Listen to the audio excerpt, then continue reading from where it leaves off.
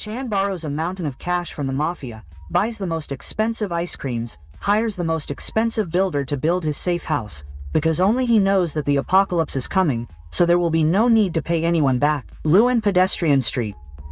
March 2, 2030. The place was unusually quiet, and inside a small dim room off the street, someone's voice pierced the silence, asking a boy if he had any idea what it really meant to borrow 5 million from him. When the lights came on, the speaker revealed himself, Jan, the head of the Da gang and the man behind the underground bank, Luben Chin. The boy standing in front of him was clearly nervous. He kept insisting that he understood that as long as brother Jan was willing to lend, even high interest was fine. Behind him, a row of bodyguards stood like carved statues, each more intimidating than the last. He calmly named his terms. 4% interest, 5 million borrowed, 7,000 due in half a year. He told the boy to write out a promissory note for 7 million and provide collateral of equal value. Chan, the boy quickly produced a document, the deed to his house. Jan took one look at it and commented aloud that the place was old and only worth around 3 or 4 million at best. But in his mind he was already laughing. A large apartment of over 140 square meters being used as collateral for a lender. A fat sheep had practically walked into his hands. He then casually said that 5 million could not be lent based on that house alone. The moment Chan heard that, he panicked, clasping his hands together as if in prayer. He begged not to lose the deal, saying that 4 million would work so well, that a master fortune teller claimed that his luck was on the rise and he would surely win several times the amount back. Jay lowered the offer to 3.5 million, pretending that it was the highest he could go. He inwardly scoffed at how easy it was to hook a young gambler. Chan, however, he reacted as if he had just been saved from drowning, thanking Jay with overwhelming enthusiasm and promising to pay him back soon. Jay then adjusted the final terms. Repay 4,900,000 in 3 months or the house would automatically belong to him. If Chan agreed, he could write the promissory note immediately and receive the funds within 3 days. Chan said that was no problem, only that he had one condition of his own. The moment he said that, Jan's curiosity was piqued and she was eager to listen. 10 minutes later, Chan emerged from the room with a bright and satisfied smile on his face. From inside the room, a cheerful voice called out, thanking Chan for his patronage and telling him to take care. On his phone screen, a massive deposit lit up. Din's mobile account received 3.5 million yuan. Chan couldn't help but laugh silently in his mind. To him, the whole situation was almost comical. In a month's time, the apocalypse would descend. Who in their right mind would still bother repaying a loan at that time? With the money finally in his hands, his thoughts immediately shifted to preparation. He had no intention of reliving the nightmare of his past life. Back then, a catastrophic natural disaster had struck Blue Star, reshaping the planet's entire ecosystem. The intense solar radiation pushed global temperatures to a horrifying average of 50 degrees Celsius, plunging humanity into a high-temperature apocalypse that lasted for 30 days. Humans, animals, nothing survived unscathed. The world had been thrown into chaos. Meanwhile, back at the underground bank, Jonj was laughing to himself to secure the money quickly. He had even dared to raise the interest rate and felt no shame about it. In his eyes, gamblers hardly deserved a home. One of his men cautiously pointed out that Chan's house was worth over 4 million. However, they had pushed it to 3.5, and Chan instantly agreed. Maybe it was a trap, but Jan simply dismissed it. He claimed that he had seen countless gamblers, people who would even trade their families for cash, that it was a house for someone like that. He joked that the world was full of good people who paid extra interest without complaining. Chan, meanwhile, had his own private thoughts. He recalled with all too much vivacity how he had once boasted, "Do you think you can scam me? I am the man who borrowed from every loan shark in Loyan in a single day, interest rates. I laugh at them. Once the money is in my hands, don't even dream of getting it back." He knew exactly what was coming after the apocalypse. The land withered, vegetation withered, creatures mutated, and society collapsed. Supplies became so scarce that people threw away whatever morals they had left just to secure a bit of food or water. Those who possessed resources were like kings. Even billionaires and celebrities ended up begging for a hot sausage or a sip of clean water. Those who failed to adapt were left to wander the dead streets until they met their miserable end. But this time it was different. He had been reborn. He had foreknowledge, and before disaster struck, there was still plenty of time. Time to prepare, time to build, and time to make sure he would never suffer as he once had. Chang finally passed by a group of girls who were laughing together, and the sight caught his attention. He recognized the boxes in their hands and immediately thought to himself that this must be the legendary killer ice cream, the kind of luxury that was said to be even more expensive than the so-called noble ice cream. He stared for a moment, remembering how in his past life he had never dared to buy one for himself. Instead, he had wasted money treating that Luben Chin woman time and time again. Feeding such a high-end side to her felt more wasteful than feeding it to a dog. The more he thought about it, the tighter his chest got. Okay, so this time he was going to enjoy it. Without hesitation, he marched straight in and skipped the line, startling the group of girls behind him. He raised his voice and shouted, "Hello, give me 10 of each type of ice cream you have. Thank you." The girls blinked in disbelief. Whispers spread among them. He was serious, he could even afford it, and he wasn't ridiculously handsome. As he ordered, his impressions instantly changed and his eyes practically sparkled at him after such a bold display. The receptionist, however, had her own concerns. She thought of the same thing they had been laughing about earlier. This ice cream killer wasn't cheap, and this handsome guy didn't look like someone from a wealthy family. He hesitantly asked again if she was serious, reminding her that 10 of each category would exceed 20,000 yuan. Chan simply kept a straight face.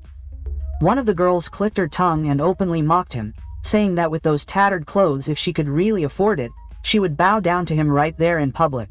Chan looked at her calmly and asked if she was serious with those words. She responded by asking if he seriously expected her to bow down to him and what level did he think she was on to act so pretentious. Chan's smile only widened. He told her that he had tried to give her a way out, but she had insisted on jumping in herself. Now she was definitely bowing down today. Even Jesus couldn't stop him, he declared with confidence. The girl stammered in frustration, completely taken aback. Chan then turned back to the counter, still wearing that amused smile, and told the staff to pack all the ice cream by the serving size and take it all.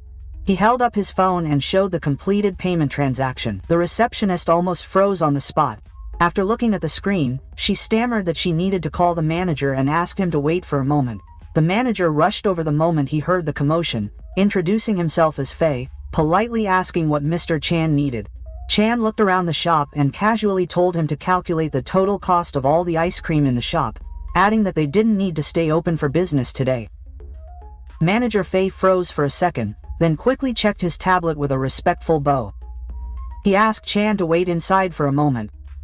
However, his thoughts were spinning. Who exactly was this young master? With a single sentence, he had practically covered the shop's entire monthly turnover. Despite the luxury prices, very few people actually bought these ice creams. Most customers just looked. When the calculations were finished, Fei reported that the items currently on display were worth around 70,000 yuan, and counting the inventory in storage, the total value came to around 1 million. Chan just smiled at the number. In his mind, it wasn't expensive at all. If the apocalypse came anyway, there was no harm in clearing out all his inventory. Worst case scenario, he could just stay home and eat ice cream through doomsday. He told manager Fei that he would transfer a deposit of 300,000 yuan first. He then instructed him to deliver all the ice cream in storage to the address he provided. Manager Fei promised to handle everything personally. Chan then turned to the group of stunned girls and generously told them to choose any ice cream they wanted. The entire store was on him today. Chaos immediately erupted. The girls squealed, got excited, and practically glowed with excitement. One shouted that it was incredible, another declared that he was insanely rich, another sighed that the more she looked at him, the more handsome he looked. But Chan had one more thing to take care of. He looked at the girl who had mocked him earlier and calmly reminded her that the offer did not apply to her. She was still waiting for his bow. The color drained from her face. Embarrassed and bewildered, she stuttered before finally bending as low as she could, wishing she had never opened her mouth in the first place. When everything was settled, the sun dipped towards the horizon, marking what had turned out to be quite a beautiful day for Chan. He sat on a bench enjoying one of his newly acquired ice creams. As expected of an assassin, the taste and texture were phenomenal. He then took out a certain item, one that allowed anything stored inside to remain in perfect condition forever. That meant fresh ice cream anytime he wanted it. With such a treasure, he thought that even celebrities and young models could be summoned with a snap of his fingers. Just the thought made him smile. He hadn't expected it, but even his ability had been reborn with it. In his past life, abilities had only begun to awaken one after another after the apocalyptic disaster struck. The fact that his had emerged early this time was something he couldn't fully explain. But he knew one thing for sure, it would become his greatest trump card from now on. He let out a silent sigh, thinking about how many tasks still lay ahead of him. Just as he was gathering his thoughts, his phone suddenly rang. The ringtone lit up the screen with the words "Rin Grin, Little Frost is calling." The moment he saw it, a wave of unpleasant memories surged through. The caller ID couldn't have been more irritating. Luben Chin clicked his tongue and muttered to himself that of all people it had to be her. What terrible timing, he had been having such a good day. Chong answered the phone while muttering Luben Chin's name. The moment he did, a wave of memories surged through. Memories of how after his parents passed away, she had appeared in his life like a savior. Back then, he had been foolish enough to believe that she was his light. Never realizing that she had been looking at nothing more than the small inheritance his parents left behind, he remembered how she used to lean in close and relay what his mother supposedly said, that if he wanted to marry her, the fully paid-for apartment in the city center had to be put in his name along with a bride price of 880,000 yuan. It was obvious to him now that he had been a bottomless pit, reaching out time and time again until his savings were exhausted. She had always justified it, claiming that it was all for her little family, and had even encouraged him to sell his family's old house, saying that it was outdated anyway. Eventually, she had even pushed to sell the ancestral home passed down through the generations just to secure that luxury apartment he wanted. He recalled a moment later in their relationship when he had been pushed to the ground while she was introducing him to a so-called young master, saying that he was the person she had mentioned, the one who supposedly met the requirements for special materials. That was the moment he finally understood the truth. During the apocalypse, he had done everything he could to protect her, but she had sold him out to a stronger backup without hesitation. The backup had taken one look at him and commented that there was nothing special about him, wondering aloud if they really needed to bother devouring someone like that. In the end, he hadn't even left a whole corpse. Now, with a second chance in hand, Chan simply smiled to himself, as Luben Chin had come to find him on his own. He felt it was only right to settle the old score. Later, at a high-end hotel, she answered his call in an affectionate tone, asking what was wrong. She explained that she had been out with friends and had accidentally lost a gold necklace that she loved, claiming that she was heartbroken over it. Jay immediately acted as if buying another one was the obvious solution, but she insisted that one wouldn't be enough and told him to buy 10 so they could rotate them. He played along by repeating his demand and pretending to agree easily. She asked when he had become so generous, and he replied that he had been lucky recently. He told her that he had invested in virtual currency and made a small profit, so it was natural to spend money on it. Upon hearing this, she sounded worried, asking if he had fallen for some scam, saying that virtual currency seemed strange to her. Chong went on to explain that whether the investment was a scam or not did not matter. She could simply see if she could make money in the next round. He stated that playing small had become boring and that he intended to go big this time, borrowing a substantial capital to invest even more, as the loan required a witness. He asked her to help, promising that once approved, he would give her 5% of the loan amount as compensation for her trouble. Just as she was speaking, a man's irritated voice sounded in the background, asking why she was taking so long to get ready. Lo immediately rushed over to him, calling him sweetheart and saying that she would be done soon. Inwardly, however, he was comparing the profits. Spending the night with the older man would earn her just 5,000 yuan, while simply signing a piece of paper for Chan could earn her 50,000. To her, the risk seemed non-existent. It was just a signature and she believed that Chan was too shy to ever trick her. Once the call ended, Chan thought to himself that he would be waiting for Luben Chin. After that, he shifted his focus to preparations, deciding that it was time to build a fortress. He planned to turn the place into an iron and copper structure within a month. He wanted bulletproof composite glass installed on all the windows along with hidden burglar bars, 3 meters thick bulletproof reinforced exterior walls, and seismic fortification capable of withstanding level 8.0 earthquakes.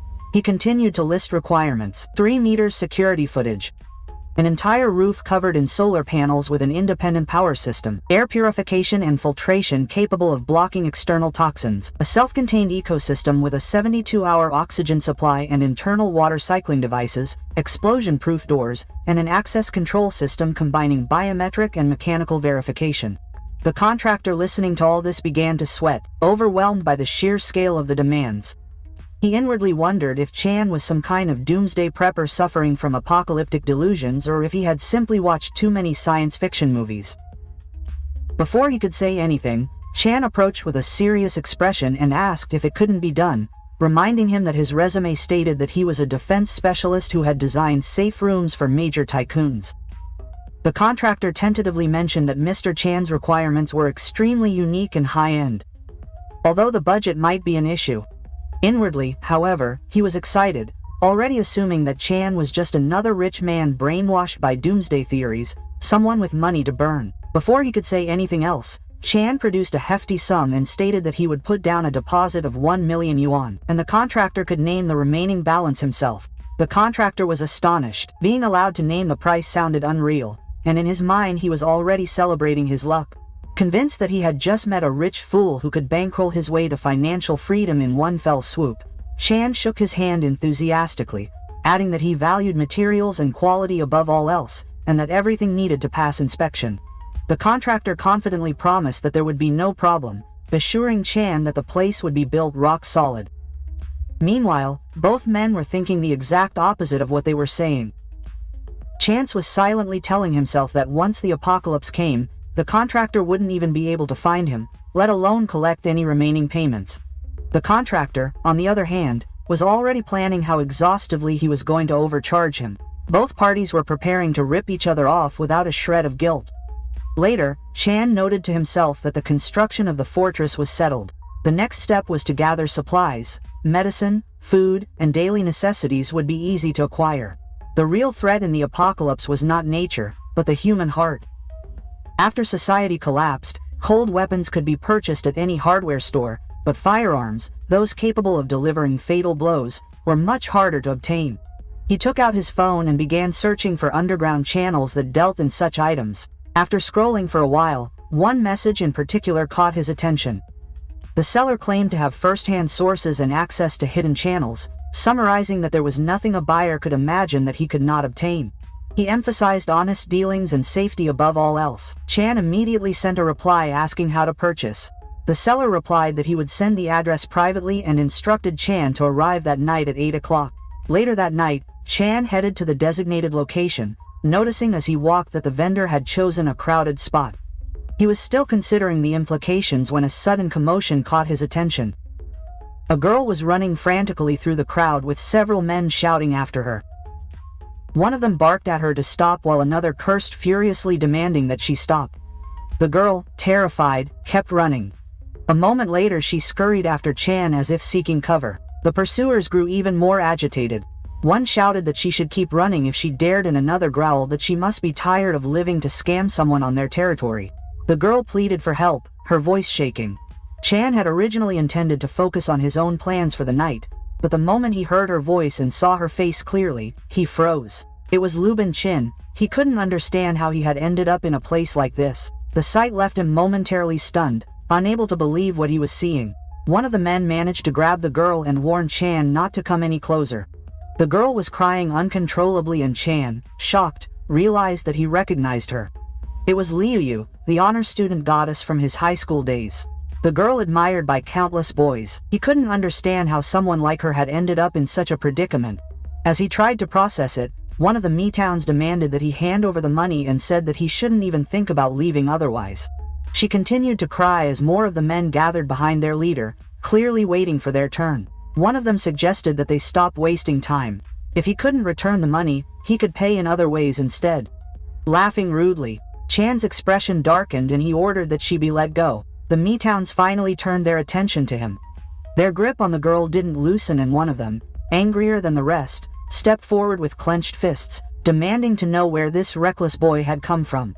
He mocked Chan for trying to play the hero and threatened to hit him first. The moment he swung, Chan easily dodged the punch, grabbed the man's arm, and twisted it until the thug screamed in pain. Then, with a single punch to the face, Chan sent him flying. Dust and smoke rose around him as Chan stood there unfazed.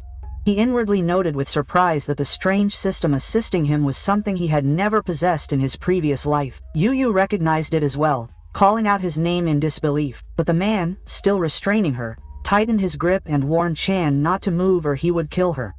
Before the threat could finish leaving his mouth, Chan threw a rock straight at the man's forehead, knocking him back. The remaining Metun suddenly hesitated in intimidation. A moment later, another young man rushed to the scene, loudly scolding them for pouncing on a girl and asking where their shame had gone. The Mitowns instantly cursed him for interfering and charged. Chan and the newcomer fought side by side without needing to exchange a single word. When someone attacked from the front, Chan knocked them down with a single punch. When someone tried to ambush from behind, the other boy blocked and countered one by one. The delinquents collapsed. And even when they were down, Chan made sure to kick them to prevent them from getting up again. When the last of them fell, Chan gave a cold order for them to scram. At that moment, a notification rang in his mind. Fear plus panic plus severe pain plus despair plus humiliation plus negative emotion value exceeded 10 for the first time. Spatial expansion authority unlocked. As the delinquents staggered in fear, another notification rang in Chan's mind, reminding him to diligently harvest so that the ability could become stronger. Chan found the concept of collecting negative emotions amusing and mentally noted how interesting this new power was. Yu, still in shock, sat down on the ground and thanked him, saying that she hadn't expected to find him there. Chan gently helped her up, asked if she was hurt, and even handed her something to cover herself with. She expressed her gratitude again, but said that she had urgent matters to attend to and needed to leave quickly. Chan simply reminded her to be careful. The young man who had rushed over earlier excitedly approached him, praising his hero moment of saving the beauty and introducing himself as Muk. When Chan heard the name, he realized that fate had saved him some trouble. Mukon was exactly the person he had agreed to meet. Muk was surprised and called him Fate. Then, excitedly, he struck a pose and said, "The King of Heaven covers the Tiger of Earth." Chan responded by calling him a fool. Muk froze in complete bewilderment. A series of notifications immediately popped up in Chan's mind. Dumbfounded plus stunned plus awkward plus. Chan cleared his throat and tried to lighten the moment by responding with another nonsensical sentence, saying that he meant it as a joke to lighten the mood, even imitating the silly pose to reduce Muk's embarrassment. Muon burst out laughing, calling Chan inedible, and then motioned for him to follow. They moved to a secluded area where Mukon opened a box full of firearms. He explained that they were Russian-made, durable, and reliable, but warned that they didn't come with many bullets, so Chan would need to use them wisely. Since Chan seemed skilled and interesting, Muk offered a friendship price, saying that it was his way of forming a connection. Chan accepted and thanked him. Mukon added that Chan's movement suggested that he was an expert and if there were no more questions they could finalize the deal. But before he could finish, Chan casually asked if the weapon came with a silencer, if there was a warranty card, and if Muk could add an extra box of bullets. Mu was left speechless. Inwardly he wondered if Chan even understood what a friendship price meant. Items like these usually caused bidding wars on the black market, often selling for double the cost, and this guy was asking for collateral and freebies like he was buying appliances. Muon felt himself growing more and more frustrated, thinking that Chan might just steal him too. A new notification flickered across Chan's mind, noting the spike in negative emotions. Shock, more heartache, more speechlessness, more one. Seeing Mu's face contort in pain, Chan quickly told him not to worry about it. If extras weren't possible, he said they could forget about it. He added that they would simply stick to the already agreed upon price and that he would wire the money immediately. Inwardly, Chan marked the deal as complete. He now had supplies, weapons, and the beginnings of a fortress. Only one final piece remained. Later that night, inside an extravagant hotel suite, a woman in a red dress stood by the window, bathed in moonlight. When she turned around, Chan wrapped an arm around her and complained that she had taken too long and had kept him waiting with sore legs. Luben Chin asked if the thing she mentioned was really risk-free. Chan sweetly reassured her, claiming that it was just a formality and that he loved her too much to ever scam her in his mind. However, Lu dismissed any notion of danger. She told herself that this pathetic admirer had almost sold his own blood once just to buy her a bag. He was too busy doting on her to dare to deceive her. Later, in Chief Yen's office, Janie praised her decision and even complimented her handwriting as she signed the contract. She handed the documents back without a second thought. Jay, on the other hand, was practically smiling inwardly. He thought that she genuinely believed that she was only acting as a guarantor when in truth the moment she signed the debt it legally became hers, and when she inevitably failed to repay it, she had other methods in mind to collect, methods that she was already imagining with satisfaction. Luben Chin continued to watch him smugly, unaware of the trap he had walked into. Meanwhile, Chan watched everything silently, thinking to himself that she was signing her own contract of servitude. Her greed, stupidity, and self-confidence would end up paying for the rest of the construction costs of her safe house perfectly. Everything had gone smoother than she had expected, and she silently thanked him. A while later, the contractor proudly showed Chan the completed safe house. He assured Chan that every material used met the highest military standards: thermal insulation, soundproofing, explosion-proof, teletus-proof, even the structural strength to withstand multiple small-scale nuclear shock waves. Chan acknowledged the quality and thanked him. The contractor laughed heartily and told Chan to call him when he needed more work. Finally, inside the finished safe house, Chan took a moment to sit back and relax. Just then, a broadcast blared from his screen. Affected by unprecedented super-strong solar flare activity, the entire globe will experience continued extreme high-temperature weather. The news report continued, warning that temperatures in many regions were expected to break all-time records and urging all citizens to take immediate protective measures. Chan listened silently, then picked up the gun lying beside him. He mused to himself that the moment had finally arrived. Outside his reinforced walls, the world was beginning to ignite, heat waves surging, flames blooming across cities, and panic spreading everywhere. He walked to the window and watched as the outside world descended into fiery chaos. Buildings shimmered in the sweltering air, streets twisted under the heat, and flames danced where life had once moved freely. But inside his meticulously fortified safe house, Chan felt calm. The apocalypse he had experienced once before was unfolding anew. This time, however, he was prepared. Sheltered behind steel walls, filtered air, and stockpiled supplies, he stood watching the world burn safe and ready for whatever came next. The news anchor continued to report that a super-strong solar flare had erupted, causing violent disturbances in the Earth's ionosphere. Extreme high-temperature phenomena were already appearing across the globe, with daytime highs expected to reach up to 45 degrees Celsius. Citizens were advised to take precautions against heat stroke and avoid going out at noon unless absolutely necessary. Chan listened without surprise. He had already known this was coming. In his mind's eye, he could tell that the temperature had begun to rise, but this was just the beginning compared to his past life. It even felt as if things were escalating faster and more brutally this time. Outside, panic spread among the common people. Everyone wanted to hide indoors. However, even inside their homes, the heat was stifling and unbearable. Someone complained that it was already unbearably hot early in the morning and wondered how long such extreme temperatures would last. Soon, a loudspeaker on the street crackled to life. A vendor loudly warned his neighbors that the weather was deadly and claimed that he had heard that the temperature would continue to rise next week.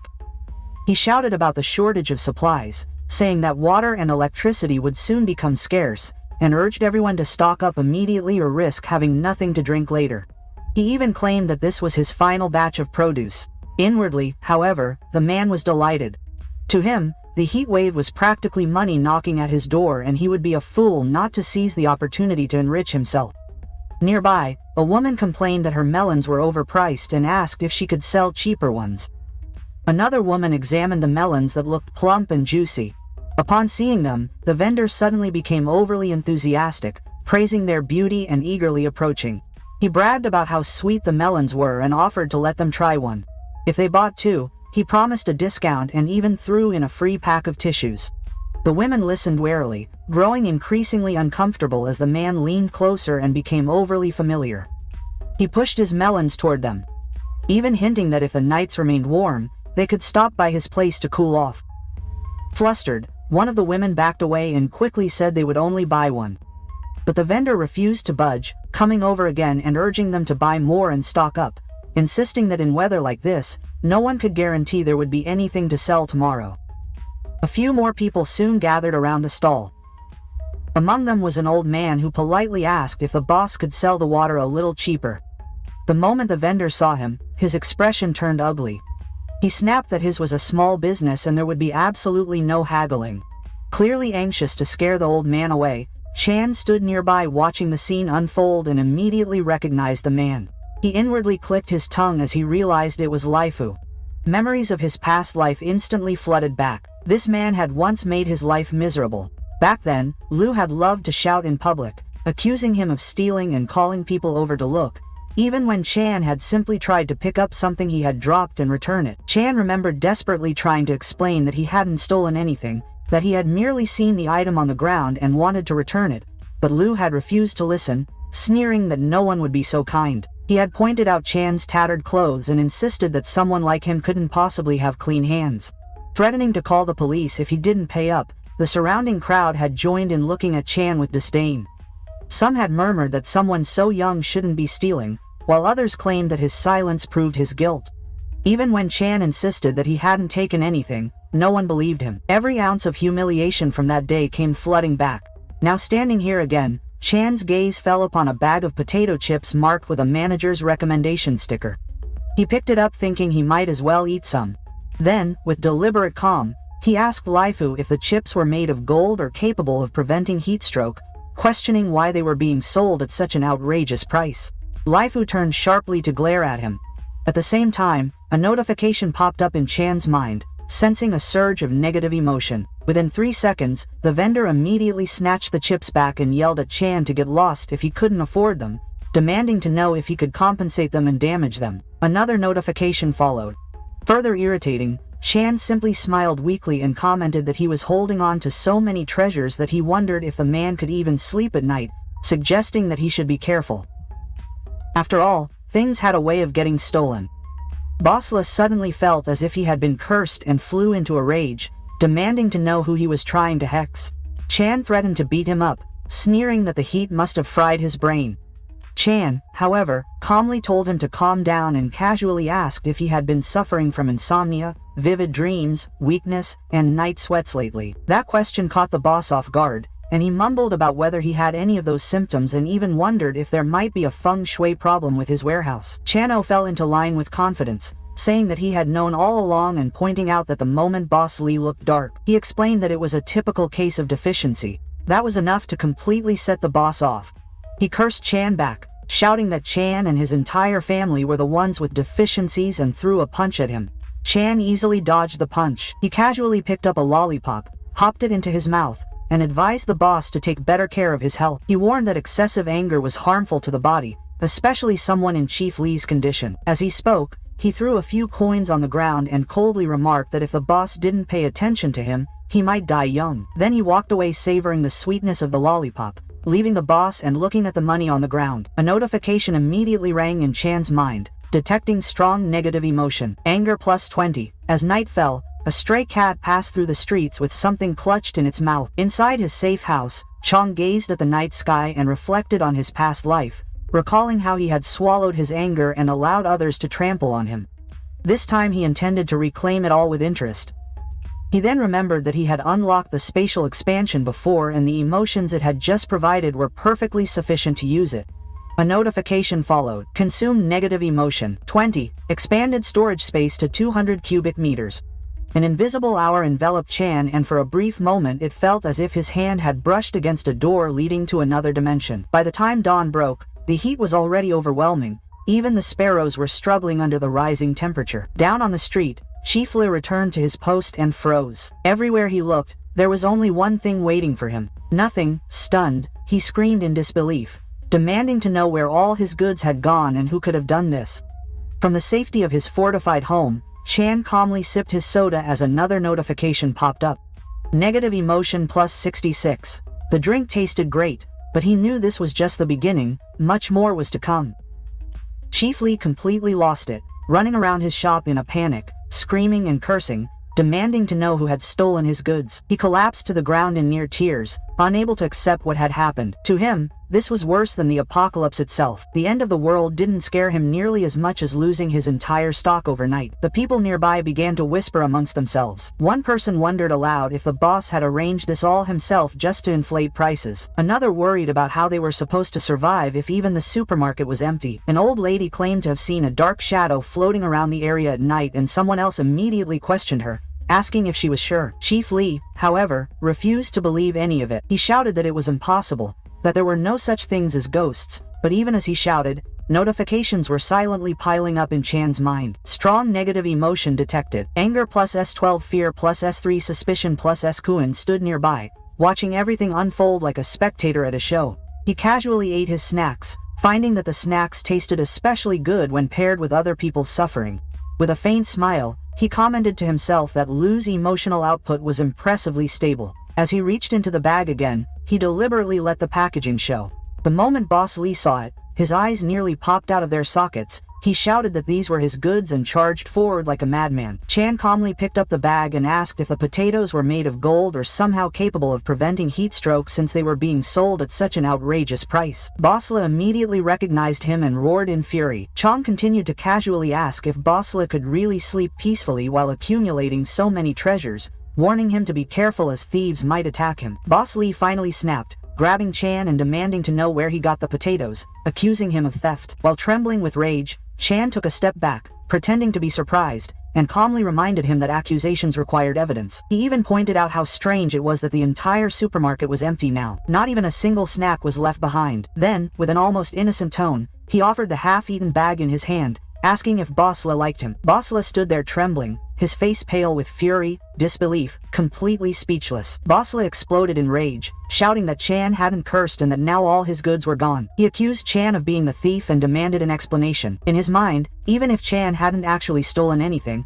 he could still squeeze something out of him to make up for the loss. At least he could use him as a scapegoat. Another notification silently appeared in Chan's vision. Strong negative emotion detected. Anger 18. Chan, however, remained calm. He casually pointed out that other stores also sold the same potatoes and asked why Boss Lee was so sure it had to be him. He reminded everyone that the shelves were already empty when he arrived. If anyone wanted proof, they could check the surveillance or search his place. He even added that if they found any of Boss Lee's products, he would compensate them 10 times over. That sentence immediately caused the surrounding onlookers to murmur. Some pointed out that other stores also sold the same brand. Others recalled that the boss had been complaining to him about the prices just the day before. The atmosphere changed rapidly. Boss Lee felt his scalp tingle. Something wasn't right. How had this guy suddenly turned the situation around so cleanly? Before he could think any further, Chan calmly added that if nothing was found, then the generator sitting behind the store would belong to him as compensation. Furious and cornered, the boss accepted him on the spot. Convinced that Chan was bluffing, he grabbed Chan and dragged him away, declaring that once the truth came out, he would see how smug Chan still felt. When they arrived at Chan's residence, the crowd gasped. The moment the door opened, they were greeted by a scene completely beyond expectations. The interior looked nothing like a normal home. Everything was neat, fortified, and impressively well stocked. Expensive equipment lined the walls. Sealed supplies were stacked neatly, and even large power units were visible. Whispers immediately erupted. So who was hiding so much wealth? When he became this rich, this felt like a fortress. Even the boss, froze in place. His eyes widened as he stared inside, disbelief washing over his face. This wasn't a home, it was a bunker. Chan turned to him calmly and asked if he was done searching, even offering to let him pull up the floorboards if he wanted. The boss's confidence completely collapsed. His face turned pale, and he quickly waved his hand saying there was no need. He mumbled something about checking other places and tried to leave, but before he could escape, Chan reached out and grabbed his arm, stopping him in his tracks. With a faint smile, Chan reminded him of the agreement they had just made, that if nothing was found, the generator would belong to him. The boss stiffened. His face twisted as he tried to back away, claiming it was all a misunderstanding and asking if things really needed to be taken this far. But the crowd was already watching and Chan's calm gaze made it clear that there would be no turning back this time. Chan calmly asked him why he hadn't thought to step back when he was framing others before. At that moment, another notification popped up in Chan's mind. Strong negative emotion detected, impatience growing, or the onlookers began to whisper amongst themselves. Some murmured that a man who couldn't even keep his word deserved what he got. Others sneered that he deserved it. Hearing those voices, Laifu's face twisted in rage. He snapped back, accusing Chan of going too far and shouting that he was already giving in to him. Then, without warning, he swung his fist at Chan. Chan easily blocked the attack and twisted the man's arm in one clean move. A shrill scream rang out as Lu fell to the ground, clutching her hand in agony. A new notification popped up. Strong negative emotion detected. Pain plus 73. Gritting her teeth, Laifu finally gave in, shouting that she would move the generator immediately and begging Chan to stop. Chan calmly reminded her to hurry, pointing out that once the temperature rose any higher, getting out would become impossible. He added coldly that without a generator, surviving the coming days would be difficult. Another wave of emotional data poured in. Humiliation plus 30, pain plus 86, fear plus S101. Chan watched blankly, knowing that everything was unfolding exactly as she planned. Just as things had calmed down, her phone rang again. It was Luben Chin. His voice sounded anxious as he said that several unknown men had been following her for the past few days. They seemed like debt collectors and she didn't understand why. She wasn't just signing something earlier. Chan already knew the answer. He simply smiled weakly to himself, standing there silently as he listened. This was also part of the plan and it was only just beginning. The bad girl demanded to know why people from the Dela gang were looking for her and asked if Chan had lied to her. She sounded angry and suspicious. Chan responded calmly by telling her not to overthink it. He said that he had done so much for her and given his heart. So how could he possibly lie? Hearing her hesitate made him sound hurt, at least on the surface. Inside, however, he was thinking that those idiots from the Day gang were even more impatient than he had expected. He then asked if the people following her knew where she lived and what exactly they had said. The bad girl told him that they did not know her address yet and that she had taken back roads to get rid of them. She warned him not to play tricks on her and demanded to know what was really going on. Chan reassured her by saying that she was overthinking things and that she probably mistook someone else for them. As he spoke, he deliberately let her look at the food and supplies around him. The moment she noticed them, her eyes widened in disbelief. She couldn't help but ask. Since he still had so much, Chan didn't explain. He wanted her to see for herself. He casually told her that he had more than just that. Inside, the naughty girl was shocked, with the heat getting worse by the day and supplies becoming scarce. Only the rich could afford this kind of food. She began to wonder where he had gotten all of it. Could it be that he had really gotten lucky? Chong calmly took a sip of his drink and commented on how good it tasted in this weather. Then he casually ate some premium food right in front of her. When he saw the salmon, his eyes lit up. He couldn't hide his desire and admitted that he really wanted some. Chan asked softly if he had enough to eat where he was staying. She replied that she was scared living alone, saying that she constantly felt like someone was watching her. Her voice sounded weak and pitiful, but deep down she was carefully calculating her next move. Then she suggested that she could stay with him for a few days, hinting that she could keep him company. Her tone was soft and inviting. Before he could respond, she ended the call. Chan slowly lowered his phone, a faint smile forming on his face. Ann Swallow gives her a hard time. Luben Chin, you really are too cheap. Chan called her back and told her that the weather was only going to get hotter. He reminded her that he had always said that a girl shouldn't give out her address casually, acting all mysterious and refusing to let him visit. Now, however, he told her to send the address. He said that he would come and pick her up later, once the temperature dropped a bit. The bad girl immediately changed her attitude. She said that times were different now, that the situation was special, since he was her boyfriend. Who else could she trust but him? He quickly sent the address and told her to come and pick her up. Chan told her to stay still and not wander around, reminding her to be good and wait for him. After hanging up, the bad girl smiled to herself. In her heart she thought that an admirer would always be an admirer. Give him a little sweetness and he would come running with his tail wagging. In the meantime, Chan already understood everything perfectly. He thought about how she used to act all high and mighty, never letting him even step foot inside her community. Now, just for a little food, she was willingly giving up her address. The contrast almost made him laugh. He put his phone down just as a knock sounded at the door. A woman's voice called out, asking if she could come in. It was Aunt Bond next door. He opened the door slightly and she immediately started complaining that her air conditioner had broken down and that it was unbearably hot. She said that the children couldn't stand it anymore and suggested that they come inside for a while, saying that neighbors should help each other. Chan looked at her calmly and recalled how when he was younger, he and his mother used to collect plastic bottles downstairs.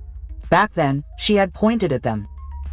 She had called them beggars and had even told the security guards to chase them away.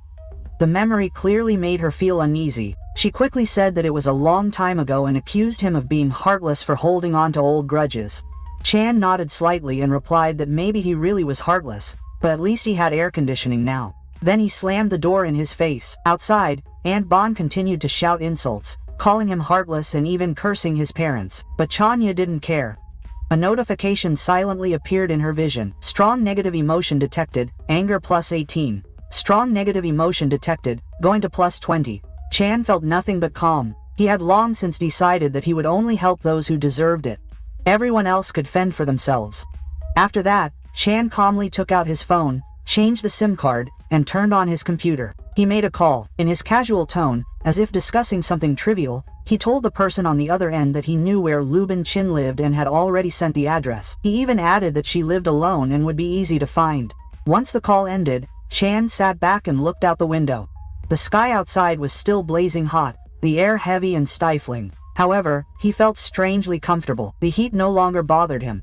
In fact, compared to the calm spreading across his chest, the outside world felt distant and insignificant. He let out a silent breath and thought to himself that the real show was finally about to begin. As night slowly descended, the lights of the city turned on one by one. The temperature remained high, the air thick and restless, but beneath that stifling heat, something far more dangerous was silently stirring, ready to erupt at any moment. Yeah,